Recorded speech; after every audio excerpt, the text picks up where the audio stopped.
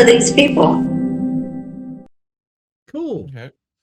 All right. So the U.S. cries about war crimes while imprisoning a journalist for exposing its war crimes. Free Okay. Julian Assange. Assange. Now. Now. Oh, man. So, of course, we had the extradition hearing this week, or at least the ruling or the sending of the extradition, announcing that he will be extradited on April 20th. That was sent to, and I'm sure Caitlin will get to it, Priti Patel, who is the Homeland Secretary over there. She has until May 18th to block it. Everybody's, of course, going to write and send her emails. Misty has a link somewhere on, maybe even be pinned to her Twitter, on where you can call or send her email and flood her office with requests to free this man and to deny the extradition. No extradition. I mean, it's ridiculous. Okay, so, and I won't do Tim's job again. It's only a 3.5 minute thing, so it's a short one. In what his lawyers have described as a brief but significant moment in this case, a British magistrate's court has signed off on Julian Assange's extradition to the United States, bringing the WikiLeaks founder one step closer to a U.S. trial under the Espionage Act, which threatens press freedoms worldwide. The extradition case now goes to UK Home Secretary Priti Patel for approval, which will likely be forthcoming as she is a reliably loyal Empire manager. After that point, his legal team will be able to launch an appeal. This is happening at the same time, of course, that the United States and UK are loudly demanding accountability for alleged war crimes by the Russian military in Ukraine, which is interesting because attempting to bring accountability for war crimes is precisely why Julian Assange is in prison in the first place. Yep. Biden says of Putin that he's a war criminal following what, the quote unquote false flag operation in Bucha. Definitely there are questions as to the origins and what happened. It is a massacre. It is a tragedy. There is no denying what happened and that people died.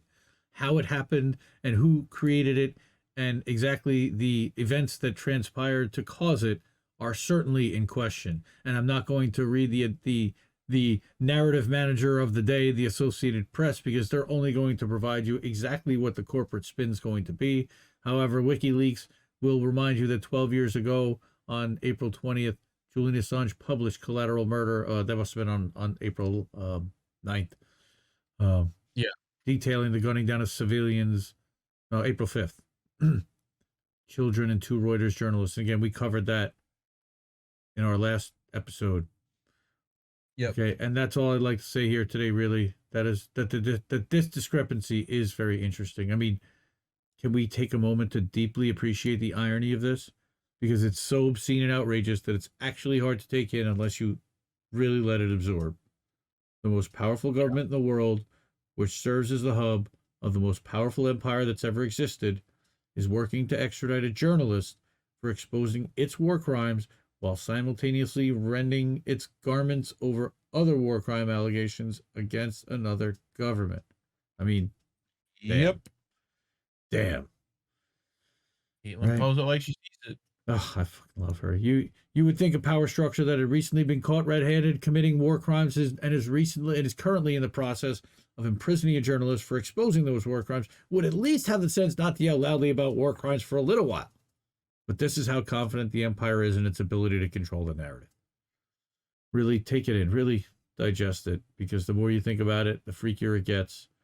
Not only is the empire persecuting a journalist for exposing its war crimes while at the same time demanding that others be held accountable for war crimes, it's also attacking that free press for reporting the truth about the powerful while at the same time engaging in a massive propaganda operation which holds that it is involved in Ukraine to protect its freedom and democracy.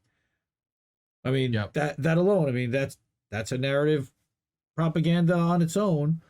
Okay, let alone the narratives about COVID and inflation and inequality and Medicare for all and all the other narratives that they've been controlling.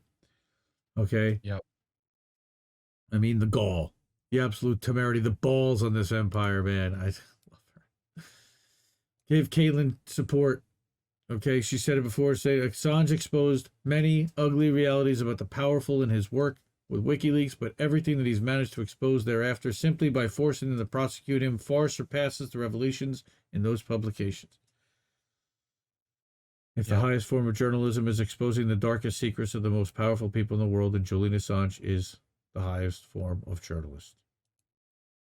Yep. I love that woman.